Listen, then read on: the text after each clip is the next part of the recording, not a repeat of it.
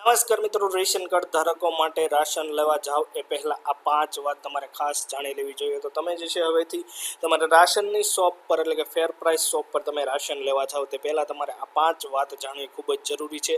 તો શું છે એ 5 તેના વિશે 5 જે વાત છે તેના વિશે આપણે જે છે વિગતવાર આજના આ વિડીયોમાં જોવાના છીએ. તો વિડીયો છેલ્લે સુધી જુઓ અને જો તમે અમારી આ ચેનલ પર નવા હોય તો ચેનલને જે છે જરૂરથી સબસ્ક્રાઈબ કરી નાખજો.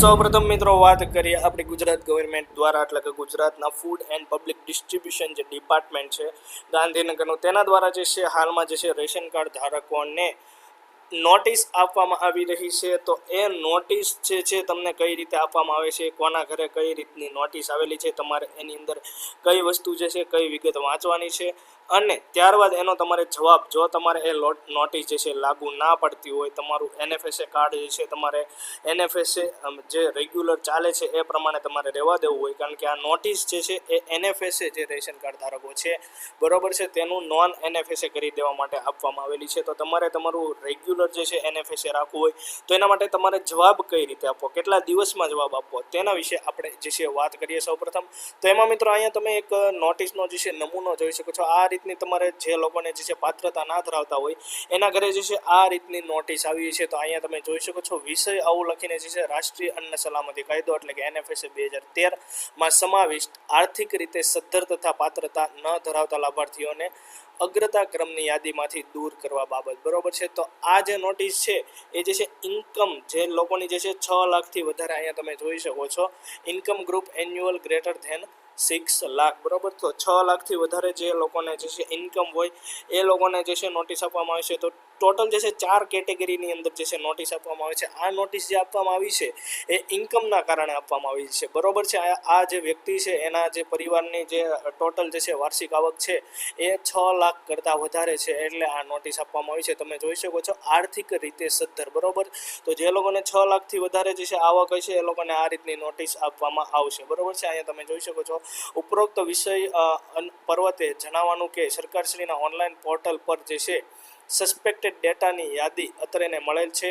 રાષ્ટ્રીય અન્ન સલામતી કાયદો 2013 હેઠળ સરકાર શ્રી તરફથી નક્કી કરવામાં આવેલ પાત્રતાના ધોરણો મુજબ આપ રાહત દરનો અનાજનો લાભ મેળવવા માટે નીચેના કારણોસર પાત્રતા જે છે ધરાવતા નથી તેવું જે છે માલુમ પડે છે. તો અહીંયા તમે જોઈ શકો છો 6 લાખથી વધારે બરોબર છે. અહીંયા તમને જે તમારું કારણ હશે, તમને જે નોટિસ આપવામાં આવશે એનું કારણ જે છે અહીંયા જે છે મોટા અક્ષરે લખવામાં આવશે કે તમે જે છે ઇન્કમ ટેક્સ હોય કે તમારે જે છે જમીન વધારે ધરાવતા હોય બરોબર છે.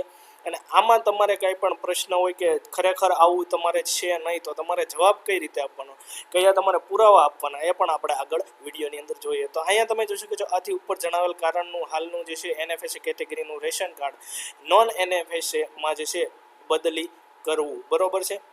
નોન એનએફએસએમાં જે છે શા માટે તબદીલ ન કરવું બરોબર છે એવું લખેલું છે. તે અંગે આપ તથા આપના પરિવારના તમામ સભ્યોના આધાર કાર્ડની નકલ, જે લોકો જે છે ઇન્કમ ટેક્સ રિટર્ન ભરતા હોય તે લોકોની જે છે ઇન્કમ ટેક્સની નકલ, 7/12/8 આવકના દાખલાની નકલ તેમજ જે છે અન્ય જે કંઈ પણ આધાર પુરાવા રજૂ કરવા માગતા હોય એટલે કે તમારે જે છે એનએફએસએ જે કેટેગરી છે એનામાંથી નોન એનએફએસએ જે છે કરી દેવામાં આવે છે. તો એવું તમારે જે છે ના કરવું હોય એટલે કે તમારે તમારું એનએફએસએમાં જ રહેવા દેવું હોય, તમારે જવાબ આપવો હોય તો એના માટે તમારે કયા કયા આધાર પુરાવા આપવાના છે અને એમાં જે છે તમારે પ્રોસેસ કઈ રીતની કરવાની, તમારે કઈ જગ્યાએ જે છે એનો જવાબ આપવાનો છે લેખિતમાં બરોબર. તો અહીંયા તમે જોઈ શકો છો નોટિસ જે તમને મળશે એના જે છે 7 દિવસમાં તમારે જે છે કચેરીએ જે છે તમારે રૂબરૂ જે છે તમારી અરજી દેવાની રહેશે. તો કઈ રીતની પ્રોસેસ છે આપણે વિડીયોની અંદર આગળ હજુ જોઈએ. તમે એક બીજી નોટિસનો જે છે નમૂનો જોઈ શકો છો. અહીંયા જે છે આ જે વ્યક્તિને જે છે એને જે છે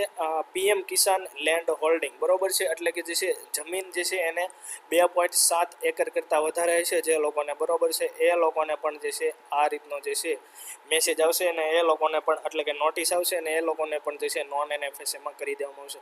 તો ટોટલ જે છે તમને 4 કારણના કારણે જે છે નોટિસ આપવામાં આવે છે. તો અહીંયા તમે જોઈ શકો છો નોટિસનું કારણ એક તો તમારે જે 6 લાખ કરતાં વધારે તમારી પરિવારની આવક હોય, ત્યારબાદ જે છે તમારું જીએસટી ગ્રોસ ટર્નઓવર, તો તમારું ટર્નઓવર જે છે 25 લાખથી વધારે હોય તો તમને નોટિસ આપવામાં આવી છે, અથવા તો તમે કોઈ પણ કંપનીના ડાયરેક્ટર હોય બરોબર છે, અથવા તો ઇન્ડિવિડ્યુઅલ કંપનીના ડાયરેક્ટર હોય તો તમને જે છે નોટિસ આપવામાં આવી હોય, અથવા તો પીએમ કિસાન લેન્ડ હોલ્ડિંગ એટલે કે જે છે તમે પીએમ કિસાનના લાભાર્થી હોય અને જે છે 2.7 એકર કરતાં તમારી પાસે વધુ જમીન હોય તો આવા લોકોને જે છે નોટિસ આપવામાં આવી છે. હવે તમારે જે છે એમાં જે છે રૂબરૂ અરજી કરશો તો એમાં કઈ રીતની જે છે તમારે આધાર પુરાવા જે છે રજૂ કરવાના છે, બરોબર છે, એ અહીંયા લખેલું છે. તો તમારે ઇન્કમની નોટિસ આવી હોય તો અહીંયા તમે જોઈ શકો છો કુટુંબના તમામ સભ્યોના જે છે આવક અથવા તો ઇન્કમ ટેક્સ રિટર્નની છેલ્લી કોપી.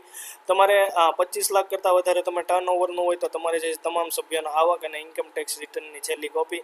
તમે કોઈ પણ કંપનીના જે છે ડાયરેક્ટર હોય, બરોબર છે, તો એમાં પણ તમારે જે છે સભ્યોની આવક અને ઇન્કમ ટેક્સ રિટર્નની કોપી. અને તમે જો જમીન તમારે વધારે હોય એવું દર્શાવેલું હોય તો તમારે જે છે 7/12 અથવા તો 8 આના નમૂનાની નકલ તમે જે જવાબ કરશો, બરોબર છે, લેખિતમાં જે જવાબ કરશો એની સાથે આ જે છે આધાર પુરાવા રજૂ કરવા પડશે. તો તમારું જે છે અને માન્ય રાખવામાં આવશે. એ લોકો પછી ત્યારબાદ ચેક કરશે અને ત્યારબાદ એ લોકોને લાગશે કે તમે બરોબર છો તો તમારું જે છે NFSAમાં જ રહેવા દેશે, નોન NFSAમાં કન્વર્ટ નહીં કરે એ લોકો.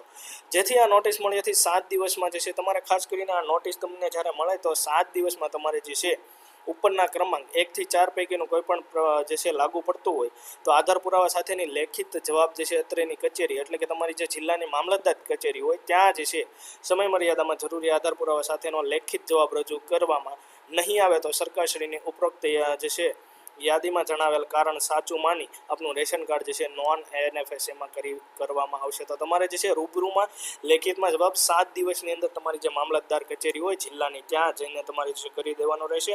અને જે આધાર પુરાવા અહીંયા દર્શાવેલા છે એ પ્રમાણે તમારે આધાર પુરાવા પણ દર્શાવી દેવાના રહેશે. નહીંતર જે છે તમારું જે NFSA કાર્ડ છે એને નોન NFSAમાં કરી દેવામાં આવશે અને તમને રાશન મળતું બંધ થઈ જશે.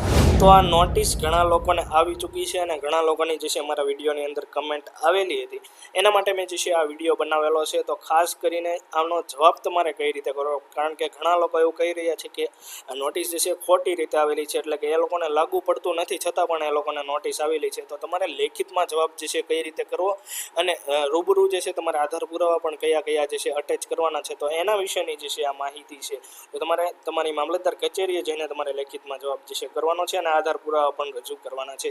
જેથી કરીને તમારું જે રેશન કાર્ડ હોય જે એને જે છે નોન NFSAમાં કન્વર્ટ એ લોકો જે છે ના કરે, એને કન્વર્ટ થતું તમે અટકાવી શકો. તો આજના વિડીયોમાં મિત્રો બસ આટલું જ. આશા રાખું છું કે આ માહિતી તમને પસંદ આવી હશે. જો આ માહિતી તમને પસંદ આવી હોય, વિડીયો તમને પસંદ આવ્યો હોય તો વિડીયોને જરૂરથી એક લાઇક કરી દેજો. અમારી ચેનલ પર નવા હોય તો ચેનલને સબસ્ક્રાઇબ કરી તમારા જરૂરી મિત્રો અને પરિવારજનોની અંદર આ માહિતીને જે છે શેર કરી દેજો. આભાર.